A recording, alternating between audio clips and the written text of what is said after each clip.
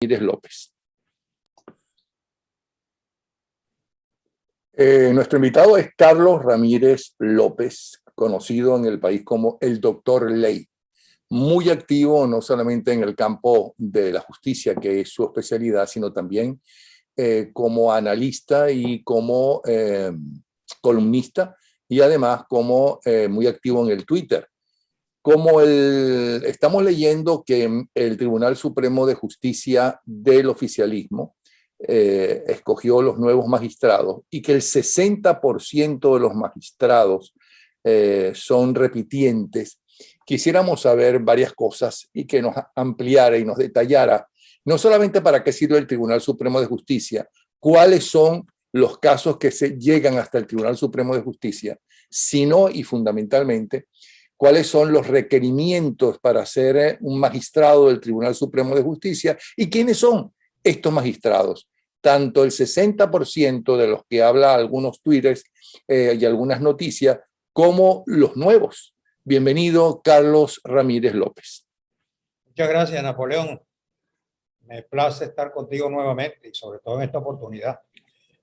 Bueno, fíjate, el Tribunal Supremo de Justicia en Venezuela, como sus similares en todos los países del mundo, es la cúpula judicial, el máximo organismo que decide los conflictos que en el país ocurren, de cualquier naturaleza. Se divide en salas, cada una de las cuales tiene su materia a conocer, y vino manteniendo la independencia hasta, digamos, un cierto periodo en Venezuela. Cuando Chávez llega al poder, él entiende... La independencia hasta un cierto periodo de Venezuela. ¿Y cuál es ese cierto periodo? Porque en eso que llaman la Cuarta República, aunque yo pienso que lo que estamos viviendo es el detritus de la Cuarta República, lo peor y la degeneración de la Cuarta República, que no estamos en ninguna quinta, se hablaba de las tribus. Sí, correcto. Las tribus dominaron el sistema judicial venezolano a partir de las directrices que recibían de Acción Democrática y de COPEI. Me acuerdo que el jefe de Acción Democrática, la tribu, era Morales Bello. Y en COPEI era el magistrado del Borsalino, que usaba un sombrerito borsalino, López Hurtado. El magistrado López Hurtado, si mal no recuerdo el apellido. Entonces, eso fue la degradación del sistema judicial del Tribunal Supremo de Justicia de Venezuela. Pero no siempre fue así. Antes de eso existía un sistema judicial más o menos confiable, pero en la medida en que Acción Democrática y COPEI se fueron afianzando en el poder, fueron enquistándose las cúpulas de esos partidos, se fue degenerando. Entonces, es cierto, el sistema, la perversión del sistema no nace con Chávez. Es más, fue una de las banderas levantadas por Chávez, la restitución de la justicia en Venezuela, pero para caer en más de lo mismo. La diferencia está en que lo que ha hecho Chávez no solo es que lo ha profundizado, sino que lo ha llevado a un extremo de corrupción, de fatalidad para el país, que no tiene parangón. Sinceramente, no tiene parangón. ¿Qué pasó? Cuando Hugo Chávez toma el poder, por la vía que la tomó, la vía electoral, él pues era un mártir, era un héroe, y todo lo que él decía se le aplaudía, y una de las cosas que levantó era la perversión de la justicia y los tribus judiciales y toda esta cosa que acabamos de hablar. Y a partir de ¿Hasta qué punto la justicia estaba pervertida? ¿Hasta qué punto era dramática la situación de la distribución auténtica de la justicia según las leyes, según la Constitución? Estaba pervertida. No tanto como después, pero estaba pervertida. Yo fui víctima como abogado litigante y conocí muchos casos en donde era prácticamente imposible ganarle un juicio a la tribu de David Morales Bello, por ejemplo. No, eso es una cosa que va. La perversión principal. Pero, ¿y esos miembros del Tribunal Supremo de Justicia llenaban los requisitos para estar en ese puesto? Porque hay una serie de requisitos indispensables, que es lo que se está diciendo ahora, que buena parte de los actuales magistrados no llenan ni siquiera los requisitos. Por lo menos llenaban los requisitos. En aquella oportunidad los requisitos eran los magistrados no tenían tan fuerte cuestionamiento en ese sentido. Sí, sí los tenían. No, también fue degradándose y fueron, en la medida en que se fue partidizando el Tribunal Supremo de Justicia y los tribunales en el país, se fue degradando esa exigencia de la calidad profesional. O sea, ahora, que hay un hilo histórico, sí, y no me quedo, ¿no? Sobre la perversión de la justicia en Venezuela. No es exclusivo del chavismo, tiene un antecedente. Y una de las cosas que yo siempre he dicho y he criticado es que Acción Democrática y COPEI quedaron con esa deuda en el país de no reconocer ese tipo de errores que cometieron. Han pretendido, como que si nada hubiera pasado anteriormente, erigirse en unas alternativas para restituir la democracia en Venezuela. ¿Y qué ganaban los partidos AD y COPEI por un lado, y ahora estos que se hacen llamar revolucionarios por otro, con manejar el Tribunal Supremo de Justicia? ¿Por qué lo hacen? ¿Por qué es tan importante manejar el Tribunal Supremo de Justicia? Eso por una parte. Y por otra parte, eso, el Tribunal Supremo de Justicia, ¿en qué le afecta no a los abogados, no a una minoría, sino a la mayoría que nos está viendo? ¿En qué le afecta a esa persona que me está viendo ahora? Fíjate, Napoleón, el Tribunal Supremo de Justicia es la cúpula del sistema judicial. No es el único tribunal que hay en Venezuela. De allí en abajo, como en mi anterior artículo, yo describí lo que se llama la pirámide de Kelsen negra. La pirámide de Kelsen es una figura creada por un pensador jurídico, el doctor Hans Kelsen, un austríaco, en el que describió el sistema judicial poniendo como cabeza al tribunal máximo del país, en este caso el Tribunal Supremo de Justicia, pero es lo que digo yo en mi parecido a lo que es la pirámide de Kelsen, es la Constitución arriba, las leyes más abajo, otro tipo de leyes más abajo, los reglamentos, los decretos ley, es decir, un sistema escalonado, piramidalmente escalonado, era lo que se llamaba, es lo que se llama pirámide de Kelsen. Todo lo que hemos pasado por las aulas de las universidades estudiando derecho, eso ha sido materia básica. Hay de la misma manera la conformación de un sistema judicial del país. Tenemos un tribunal supremo a la cabeza, tenemos tribunales superiores en el rango inferior siguiente, después tenemos los tribunales de primera instancia, tenemos los tribunales en materia penal de ejecución, de control y de juicio, y así sucesivamente. En materia civil, algo similar. Entonces, la degradación del sistema de justicia no está solo en el Poder en el Tribunal Supremo de Justicia, está en todo ese andamiaje, y peor aún, ese andamiaje que más o menos comporta 2.000 tribunales en el país, está regado por todo el territorio nacional. Es el que resuelve o debería resolver los conflictos que ocurren en las comunidades, en los barrios, en los estados, y allí la justicia, la pervertida justicia también, hace mucho daño porque está corrompida. Resuelve, por ejemplo, temas de propiedad sobre una casa, sobre un terreno, sobre determinados bienes, una herencia. Y entonces se venden los jueces. Y son jueces que tienen unos salarios de hambre. Un juez que tiene un salario de $20 mensuales y tiene ante sí que resolver un conflicto donde tenga $1 millón en litigio, ¿qué va a hacer? No sé, pero eso no lo justifica ni a un juez ni a nadie que haga eso. No te estoy diciendo que lo justifica, te estoy diciendo que eso es una demostración de que en Venezuela no hay justicia, que no es posible creer que hay un sistema de justicia fiable cuando un juez está ganando $20 mensuales. Ahí está un campo abierto para la corrupción. Están ganando $20 mensuales. Eso es el sueldo típico de un salario de un juez de instancia. $20. Bueno, un magistrado tiene asignado un salario de $40 mensuales, Napoleón. Un magistrado del Tribunal Supremo de Justicia. Todos sabemos que no viven con eso. ¿Y por Y qué se entonces, pelean para ser magistrados y jueces? ¿Por bueno, qué no renuncian? ¿Por qué no se dedican a otra cosa? esa es una pregunta que la podría hacer un inocente, porque tú sabes los intereses que se mueven en esos tribunales y sobre todo en el más alto tribunal del país. Intereses de naturaleza política, intereses de naturaleza económica. Allí se debaten demasiados conflictos por dinero. Y Pero por $40 mensuales. eso es, no es por los $40 mensuales que están allí.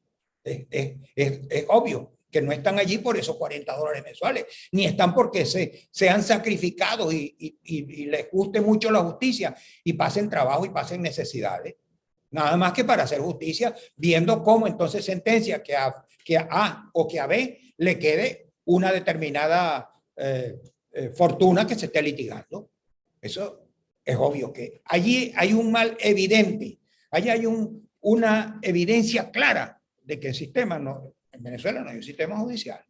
Entonces, ese es el 90% del problema de la justicia en Venezuela está allí, en los Bueno, tribunales. en Venezuela sí hay un sistema judicial, lo que pasa es que está al servicio de los intereses de los que manejan el poder, que es diferente a que está al servicio de las leyes, muy diferente. Es decir, Napoleón, se podría decir lo que tú estás diciendo, igualito, es decir, en Venezuela no hay un sistema judicial.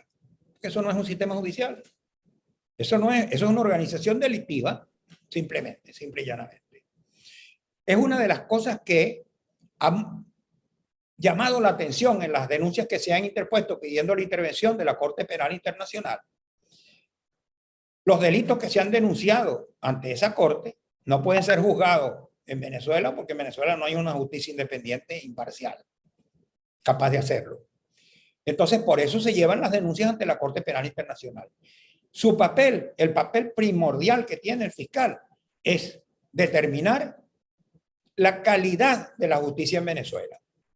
Por eso es que el régimen de Maduro se impuso como tarea principal esta revolución judicial para llevarle para simular que se están arreglando los problemas en esa área, para llevarle al fiscal toda una actividad realizada para adecentar y mejorar el sistema de justicia en Venezuela. Ahora, Juan Guaidó declaró que la dictadura pretende burlarse nuevamente de las víctimas. ¿Por qué declaró eso? ¿Qué significa eso? Bueno, la verdad no sé qué lleva a Guaidó, no tengo ninguna relación con Guaidó para saber qué dijo él con eso, pero ¿Pero usted siente que se burla de las víctimas la dictadura con este Tribunal Supremo de Justicia? sí se burla porque no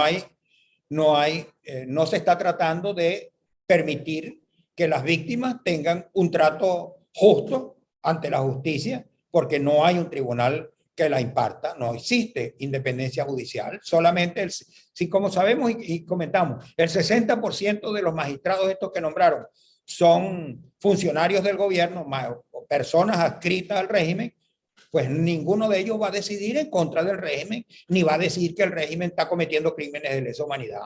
Eso es evidente. Ahora, dice también el gobierno interino, o denunció, la ilegítima imposición de magistrados del Tribunal Supremo de Justicia. ¿Ilegítima por qué? Te iba a hablar de la revolución judicial, por eso de ahí viene la ilegitimidad.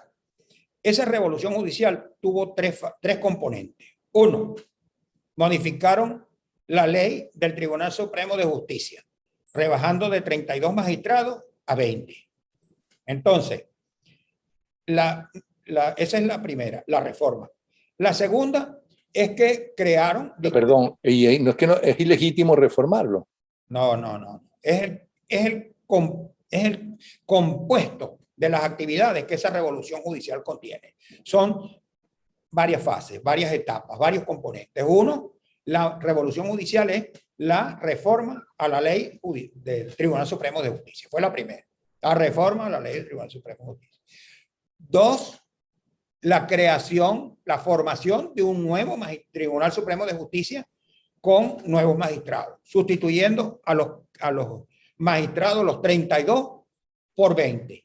Entonces, esa es la otra etapa de este proceso. Resumiendo, nueva ley, nuevo comité y el nuevo magistrado y comité de postulaciones judiciales que pusieron a presidirla a un vicealmirante. Ese comité de postulaciones... Ese vicealmirante tenía cartas, era idóneo, estaba bien, era legítimo, era imparcial, fue una buena decisión. Un vicealmirante que pasó, cuando cumplió sus años de servicio, inmediatamente pasó a ser diputado del PSUV en La Guaira. De diputado del PSUV fue nombrado embajador en China. El mismo día que lo nombraron embajador en China, lo nombraron presidente del comité de postulaciones judiciales. No sé cómo hizo para poder compaginar esas dos cosas o si renunció al otro.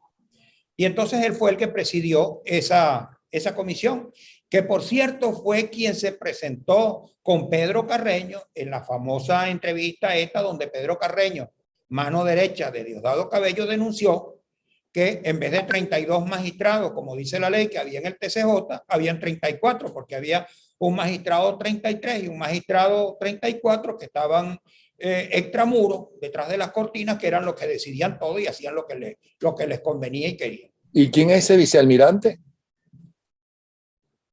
Alessandri.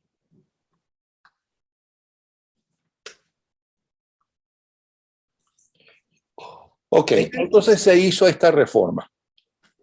Sigo en el aire con la pregunta que creo que le interesa a la mayoría de los que me están viendo. ¿En qué me afecta a mí que ese Tribunal Supremo de Justicia sea chavista, no sea chavista, o tenga de todo, como alega el régimen, la narcodictadura, que ahí se escogió, hay un miembro de Acción Democrática, un miembro de la gente de Capriles, un hermano de Bernabé Gutiérrez, secretario general de AD, en fin.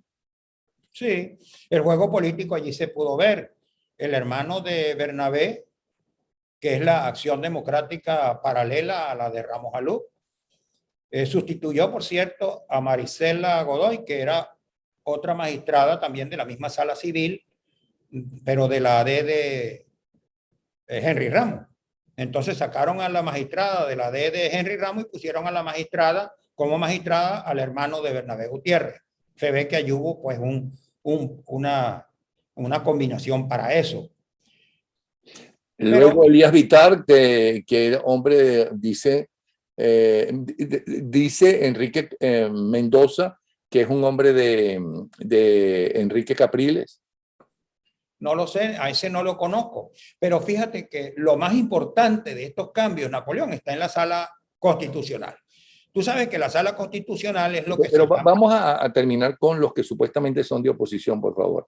Hablan de Luis Enrique Godoy, militante de UNT. No tengo información de él. Y la información y sobre un tal Inocencio de Fuerza Vecinal. Tampoco.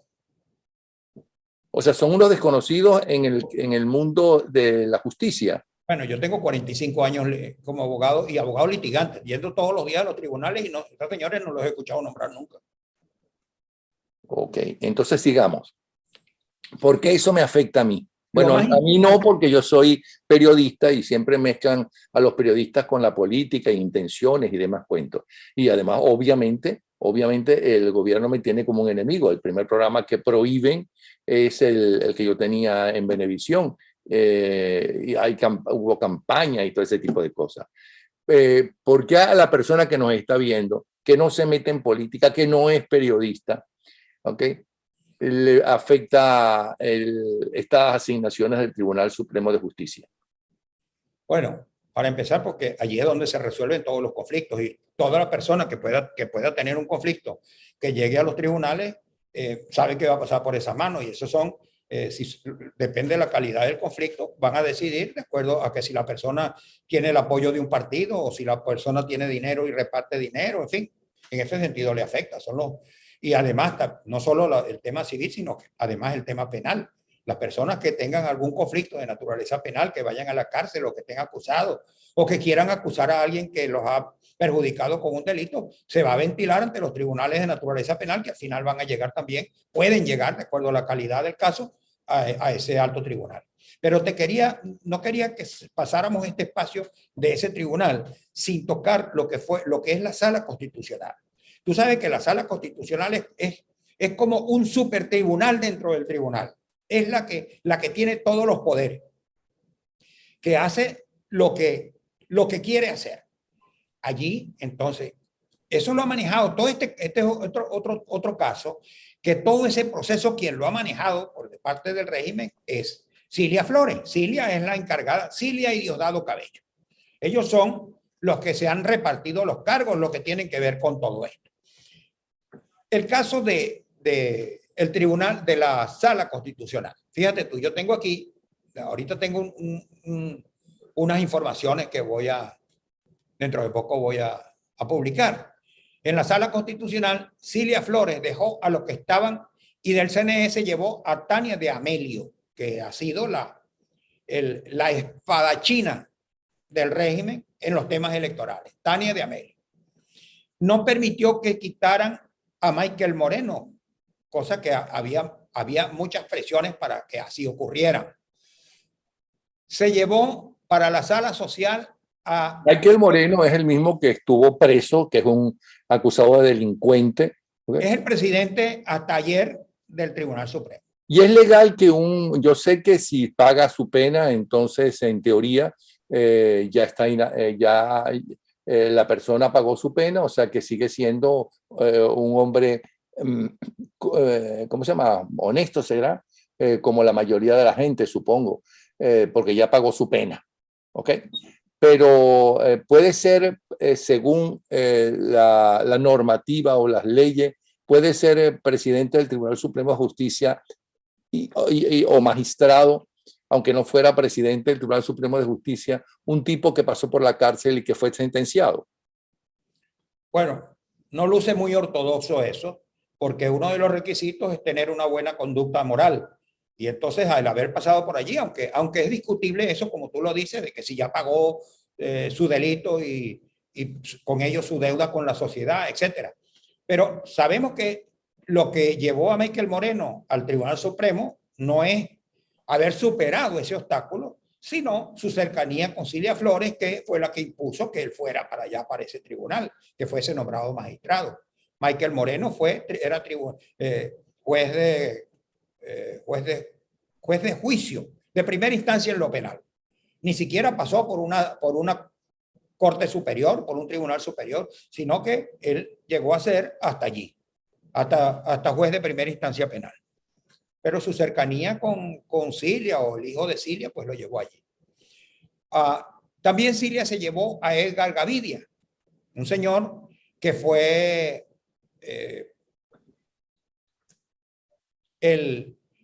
la figura principal de un hecho delictivo. Le cayó a tiros a la esposa y eso salió en todas las prensas y toda la cosa. Bueno, ese señor, ella lo llevó a ser magistrado de la sala social. Edgar Gavidia. Ya sabemos cuál es la moral de Cilia Flores. Bueno, entonces incluso echó a Marjorie Calderón para darle el puesto a este señor. Marjorie Calderón fue la juez, aquella juez de Maracay, que enjuició a los policías metropolitanos, que enjuició al policía, famoso policía y honesto y prácticamente un hombre de mucho prestigio, Iván Simonovi. Hizo ese juicio con todo el abuso y la arbitrariedad. ¿Y por qué la saca si es una auténtica revolucionaria? Porque quería darle el cargo a Edgar Gavidia, el cuñado de Cilia Flores, y era el único caso donde sacándola a ella, podía meter a Edgar Gavidia.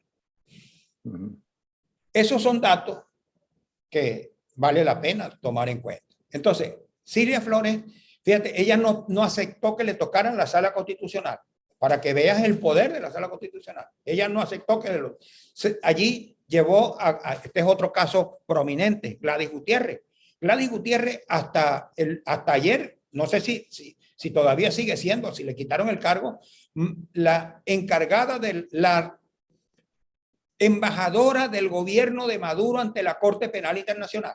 Es la que ha mantenido la relación oficial entre el gobierno venezolano y la Corte Penal Internacional y el fiscal de la Corte Penal Internacional. Entonces, esa señora ha sido presidente de la Sala Constitucional, ha sido magistrado por muchos años de otras salas del Tribunal Supremo de Justicia, procuradora general de la República, embajadora de Venezuela en España, en fin, un conjunto de cargos, porque, bueno, tendrá unas cualidades excepcionales la señora. Ella porque ella no conocía al Chávez golpista, o sea, cuando estaba conspirando, sino después que se convirtió en un Chávez golpista y estaba presa, y fue cuando se lo presentaron.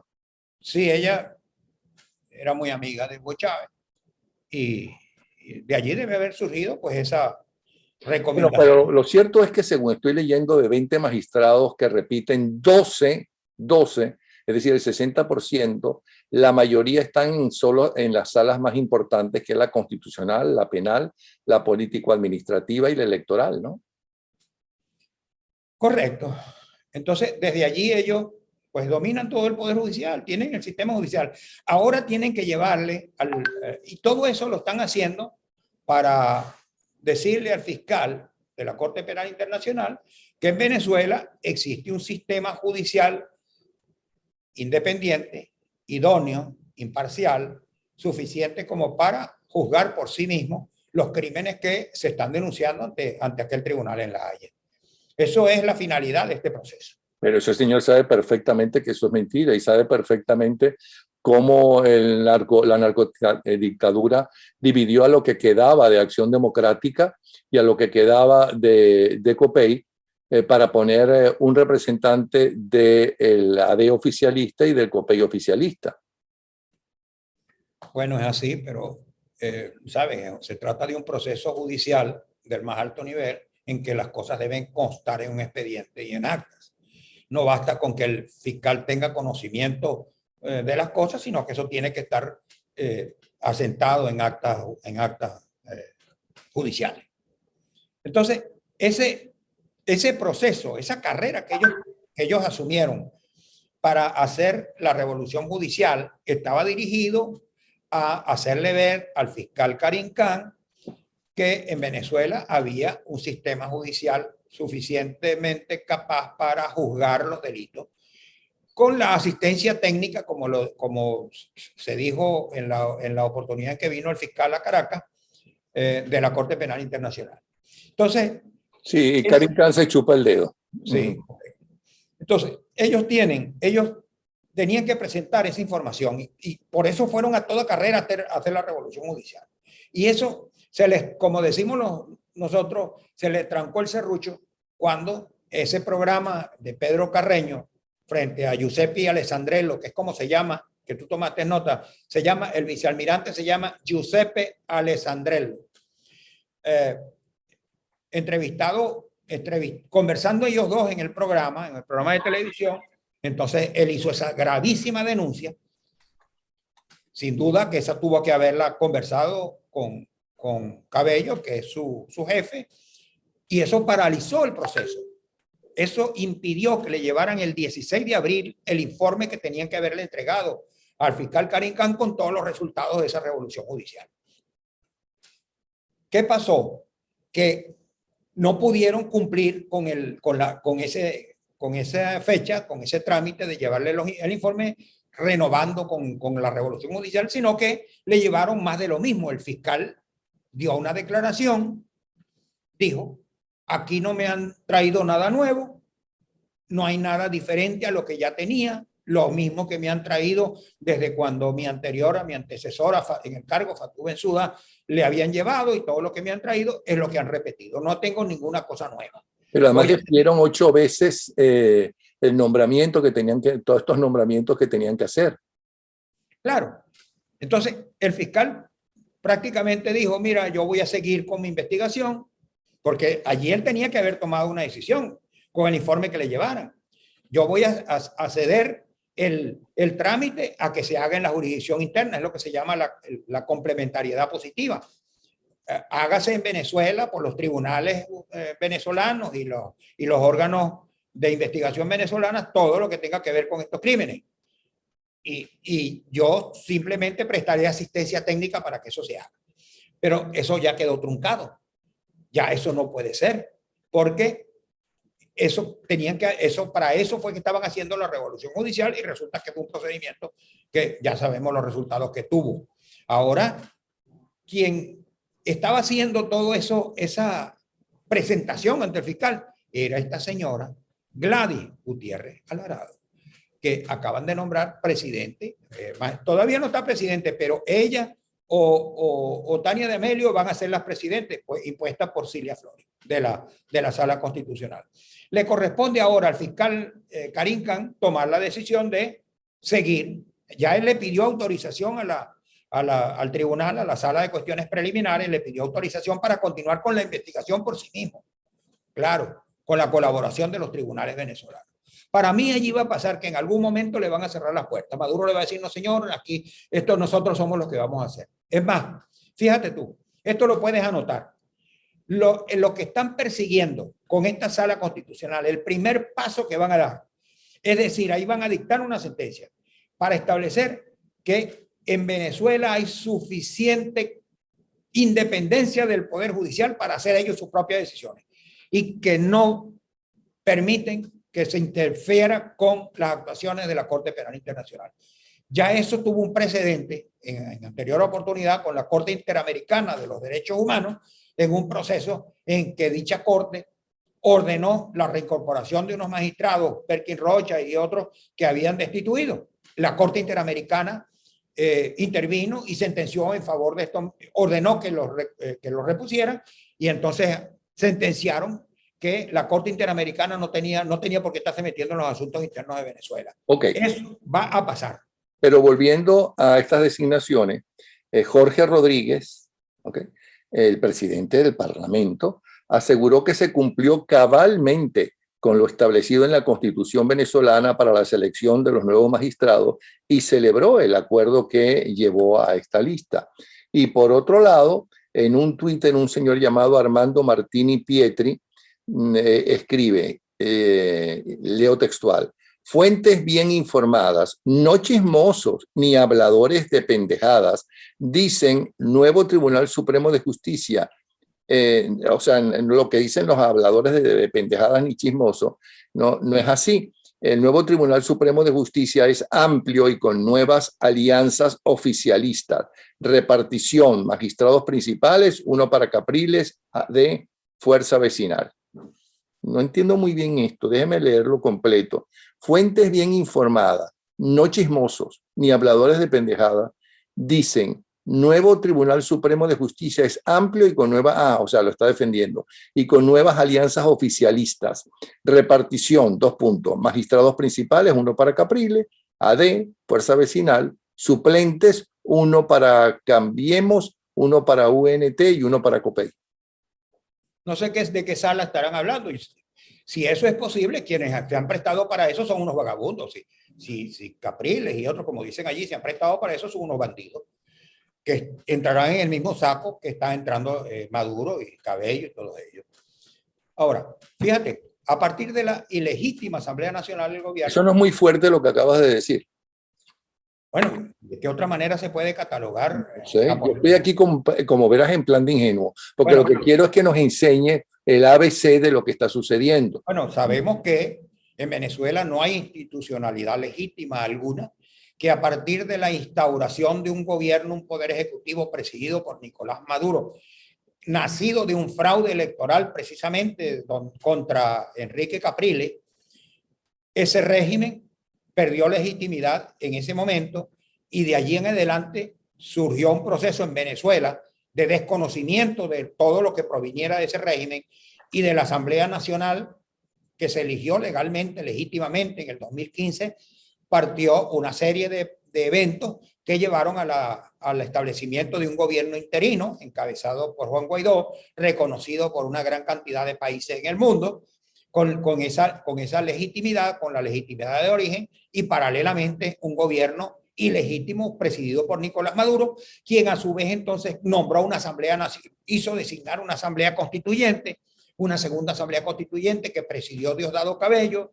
Esa asamblea constituyente también entonces hizo unos nombramientos. Ellos nombraron unos magistrados del Tribunal Supremo de Justicia y a partir de allí, bueno, dos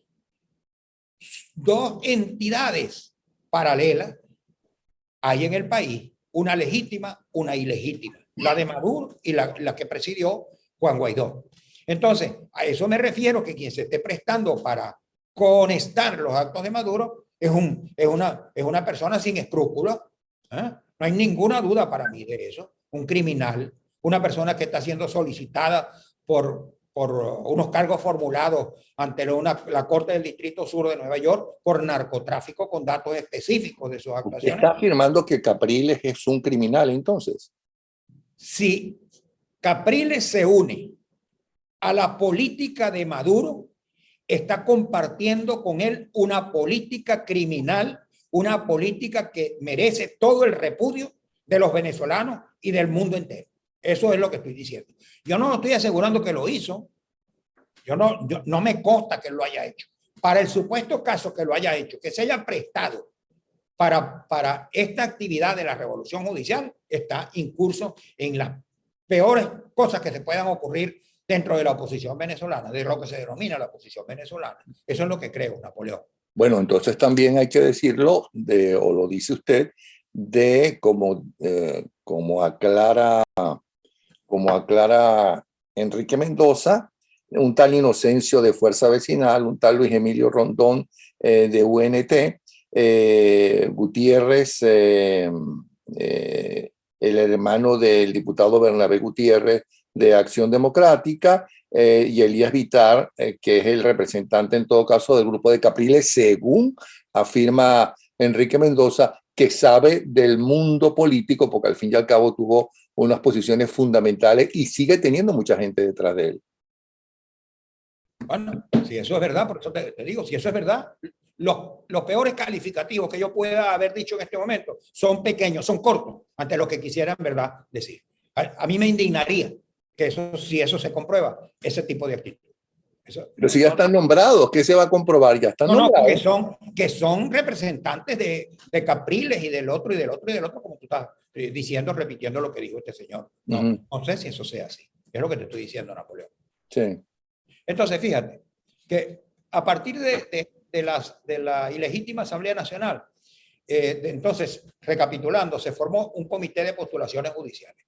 A ese se le asignó la tarea de tramitar el proceso de colado de todos los que se vinieran a postular, de la masa de aspirantes, para preseleccionar a quienes tuvieran calificación del cargo.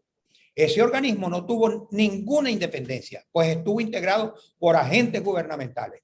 Y para dirigirlo colocaron a un militar de alto rango, que es el que te acabo de mencionar, que se me había escapado el nombre, funcionario del régimen,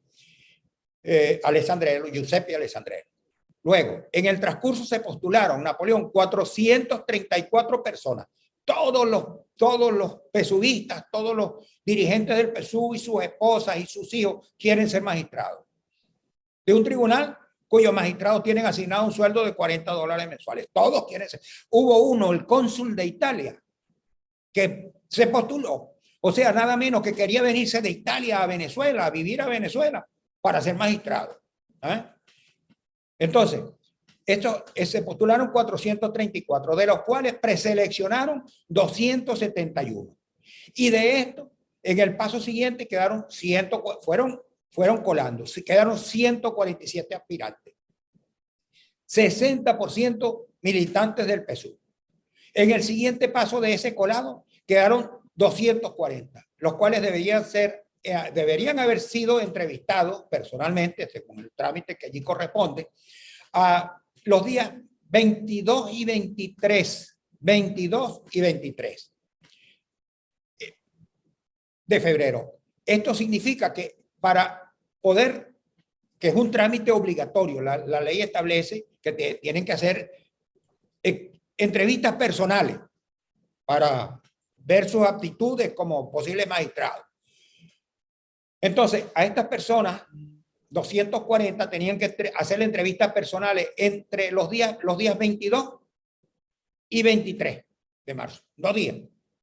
Que si tú divides 270 entre 2 días, si lo haces corrido. 48 horas si trabajan corrido. Ajá. Entonces, tenían que haber hecho, ¿qué? Yo hice la cuenta por aquí. Tenían que haber hecho en 24 horas. Habrían sido 10 minutos para cada entrevista, sin pararse al baño, pues, sin comer, sin nada. Y no es suficiente el gran sacrificio, la gran cantidad de abogados, supongo yo, que se sacrifican por el país y por la revolución, que por $40 quieren ser magistrados. No es suficiente para el currículum. Debería ser, ¿no? O sea, eso es verdad. Mira, yo me voy a sacrificar por el país, yo voy a dejar mi consulado en Italia, me vengo a vivir a Venezuela y me pagan $40, no importa. Pero yo estoy sirviéndole a mi patria. Bueno, entonces, de ese trámite absurdo fue que quedaron estos 20 que ahora están legitimando, anunciando como magistrados del Tribunal Supremo de Justicia. Es decir, todo fue una farsa. Te insisto, eso fue para engañar al fiscal Karim Khan de la Corte Penal Internacional, que seguramente todo esto, él está observando todo esto que está pasando en Venezuela, porque no es un niño de pecho. En resumen, en Venezuela no ha cambiado nada positivamente. Ok, nada. Pero lo que le interesa y lo que obliga a Karim Khan es si se cumplieron las fechas y los puntos requeridos para esas designaciones. Y si esa designación se hizo en la fecha que se necesitaba y que exigían las leyes de la Corte Penal Internacional para aceptar entonces que ya teníamos un Tribunal Supremo de Justicia nuevo. Todo eso se cumplió. Karim Khan, aunque sepa que es una vagabundería, vamos a suponer, tiene que aceptarlo, o no se cumplió, y entonces, aunque hayan sido todos perfectos y se sacrificaban por la revolución, perdón, por el país, toda esa gente por $40 mensuales, hay que aceptarlo. Ya Karim Khan pidió a la Sala de Cuestiones Preliminares, que es el tribunal que regula sus actividades dentro de la Corte Penal Internacional. Él es el fiscal y tiene un tribunal que es el que regula sus actuaciones. Ese tribunal se llama Sala de Cuestiones Preliminares. Ya él le dijo a esa sala, le pidió que le permitiera continuar con sus investigaciones por su cuenta. Es decir, ya él le dijo al tribunal, a ese tribunal, no me satisface las actuaciones que pueda hacer la jurisdicción interna, los tribunales de Venezuela, no me han cumplido con los requisitos, yo voy a seguir adelante. Está esperándose esa autorización de ese tribunal. Una vez que eso ocurra, él va... ¿Cómo que se está esperando? Si ya le dijo que no, no se está esperando nada. Ya le dijo que no. No. La Sala de Cuestiones Preliminares tiene que decidir la petición que hizo el fiscal. El fiscal le dijo, señores jueces de la Sala de Cuestiones Preliminares, venció el lapso que se le dio al gobierno venezolano y no me produjeron ningún resultado de lo esperado para determinar que ellos harían la investigación interna, el proceso interno. Por lo tanto, yo voy a seguir haciendo las investigaciones por mí mismo. Él pidió eso. Pido su autorización. Sí, claro, el narcotiranía no lo va a aceptar, va a decir, ahí está la prueba de que nosotros somos, mire, tenemos gente de los partidos de oposición allí, claro que nosotros somos los idóneos para investigar ese tipo de cosas. ¿Qué va a pasar entonces? Porque eso es lo que le van a contestar. Eso es lo que va a decir, lo que te estoy diciendo y te dije anótalo, toma nota porque es una predicción. Eso va a ser, si no la primera, una de las primeras decisiones o sentencias de la Sala Constitucional, esta. Va a decir, el fiscal de la Corte Penal Internacional no puede intervenir en las investigaciones porque Venezuela tiene sus propios medios y mecanismos judiciales para hacer ese proceso. Eso lo va a decir, escríbalo, que lo va a decir la Sala Constitucional esta que acaban de nombrar. Entonces, ellos quedan el próximo paso. El juego está allí. Karim Khan va a decir, yo voy a hacer las investigaciones por mi cuenta, espero contar con su apoyo y colaboración, señor A que Maduro. no va a contar con ese apoyo. Entonces, ¿qué Y va a Maduro pasar? le va a decir, no, señor, aquí lo vamos a hacer nosotros. Aquí está una sentencia de la Sala Constitucional, que es el Ok, máximo orden. perfecto, pero entonces, ¿qué va a pasar? ¿Qué puede hacer Karim Khan? ¿Puede investigar por su cuenta a pesar de que el régimen le va a cerrar todas las puertas? Exacto. Es una cosa que le corresponde a él decidir y buscar las cosas que pueda hacer. Él puede sentenciar, no. Él puede tomar actitudes, como por ejemplo, ya con el material que tiene, que es suficientemente sólido con esas denuncias que se le han hecho, para presentar una acusación formal contra el gobierno.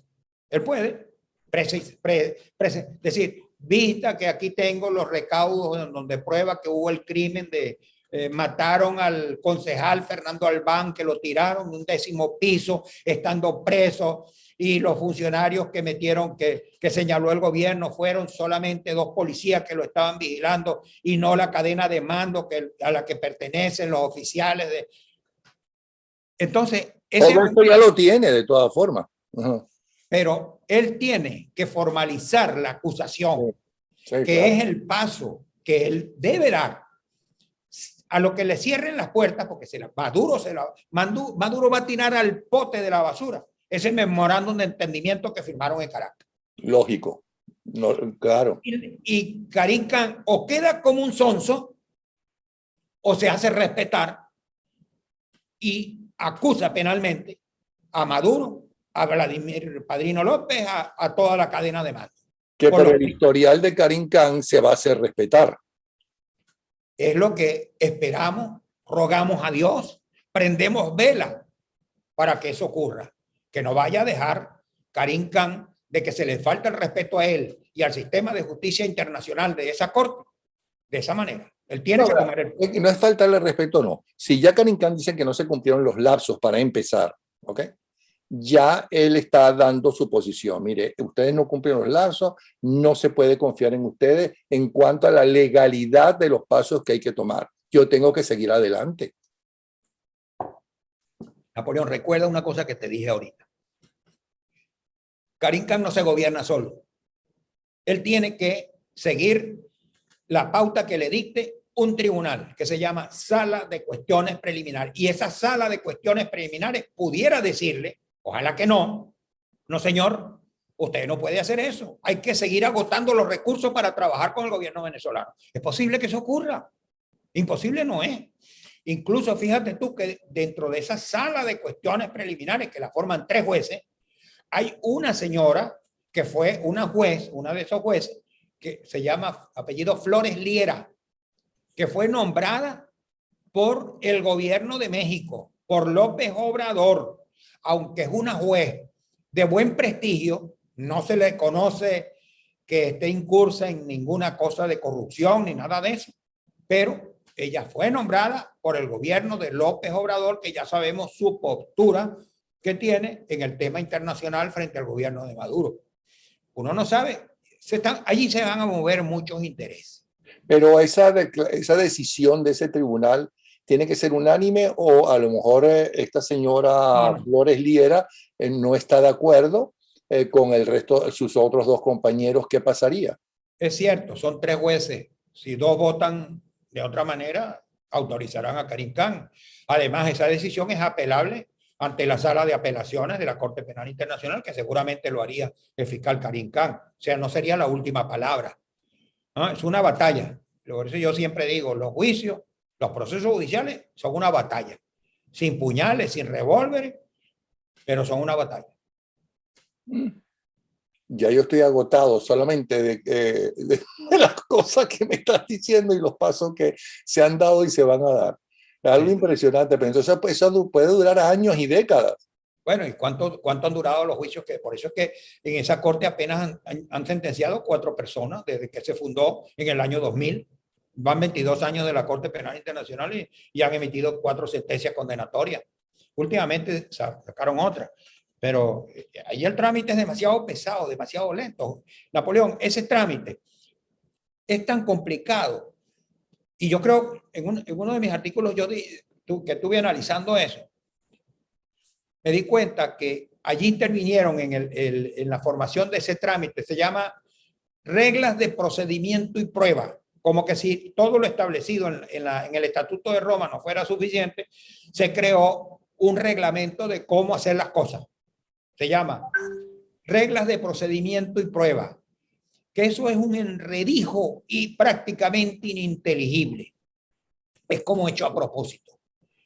Y por cierto que en la etapa de fundación de la Corte Penal Internacional, el gobierno de Hugo Chávez participó en la creación de ese organismo y de ese reglamento denominado reglas de procedimiento y prueba. Él tuvo un delegado allí. Es de presumir que fue a propósito. Unas reglas ininteligibles. Bueno, es complicadísimo decirte. Todo eso sirve para crear una madeja de dificultades en este proceso que prácticamente impiden una decisión. Y cuando se llega a una decisión, después de años, que pasan años, 8 años, 10 años, pasan los trámites para que se produzca una decisión, entonces, bueno, además de eso, hay todas las instituciones, todos los mecanismos de defensa posibles. Bueno, pues muchas gracias, Carlos Ramírez López, conocido como Doctor Ley. Cualquier otro tipo de información o ampliación de lo que nos acaba de decir, que es el ABC de lo que ha sucedido, por lo menos eso he pretendido con mis preguntas a veces bobas, ¿ok? Porque era una perogrullada lo que estaba preguntando, pero fue a propósito, porque quería una clase, que todo el mundo entendiera qué es lo que está pasando o qué fue lo que pasó. De todas formas, ustedes han tenido todo el tiempo ahí cómo comunicarse con él. Carlos Ramírez L3. L3. Ok.